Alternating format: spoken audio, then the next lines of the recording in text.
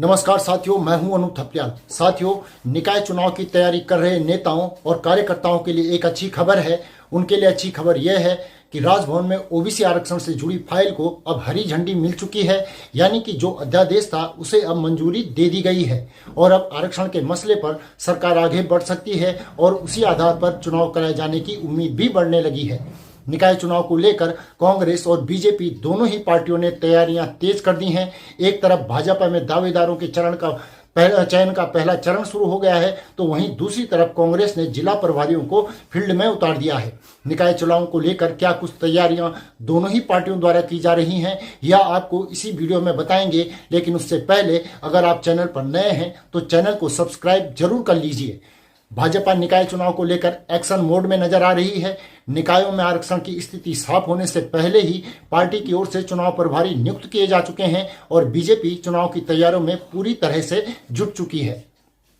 और जैसे ही reservation final होता है, हमने नगर निगम और नगर पंचायतों के लिए, पालिकाओं के लिए हम अपने पर्यवेक्षक हम भेजने वाले हैं।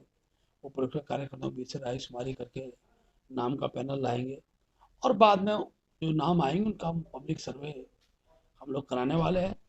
और जीत ही हमारी प्राथमिकता है और चुनाव की जीत के लिए जिस प्रकार के कार्यक्रम की रचना बनानी होगी वो सब बनाएंगे।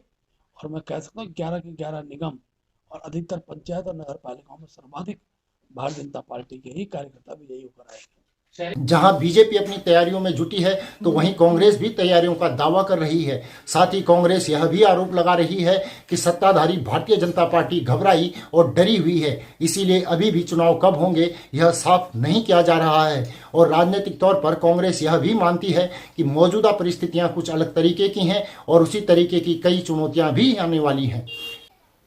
इसका मतलब हार का डर कहीं न कहीं भाजपा को सता रहा है, निश्चित रूप से सता रहा है।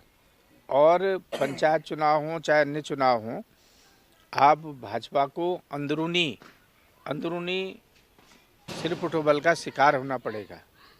बड़े बड़े लोग टिकट मांग रहे हैं, सीनियर से सीनियर लोग टिकट मांग रहे हैं।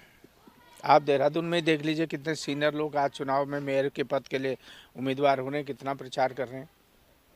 लेकिन भाजपा पे तय नहीं है, एक अनार 100 बीमार की स्थिति है भाजपा में, इसलिए चुनाव टालना चाह रही है। बार बार हार के डर से डाल रही है, अंदरूनी सिर्फ उठोबल के डर से चुनाव टालने का काम कर रही है। हम तो हमेशा तैयार रहते हैं चुनाव के लिए, आज भी तैयार हैं। लेकिन सरकार अगर गंभीर हो तो निश्चित रूप से चुनाव हो सकते हैं और अच्छे चुनाव हो सकते हैं। देखिए, निकाय चुनाव का इंतजार हो तो लंबे वक्त से रहा है। हर बार चुनाव लगातार आगे ही खिसकते जा रहे हैं और अभी भी तारीखों का ऐलान कब होगा इसका कुछ पता नहीं है। लेकिन सियासी तौर पर अब दोनों ही दल अपनी अपनी कमर कस रहे हैं। अब यह देखना दिलचस्प होगा कि जब आरक्षण का रोस्टर लागू किया जाएगा तो उसके बाद क्या स्थितियां बनती हैं और किस आधार पर फिर राजनीतिक दल अपनी आगे की तैयारियां करते हैं। साथियों, यह रिपोर्ट आपको कैसी लगी हमें कमेंट करके जरूर बताएं। हमारे चैनल को सब्सक्राइब करें और नीचे दिए गए नंबर या फिर QR कोड के माध्यम से हमारा सहयोग भी जरूर करें। अगली रिपोर्ट में शीघ्र ही पुनः आपसे मुलाकात होगी। तब तक के लिए नमस्कार।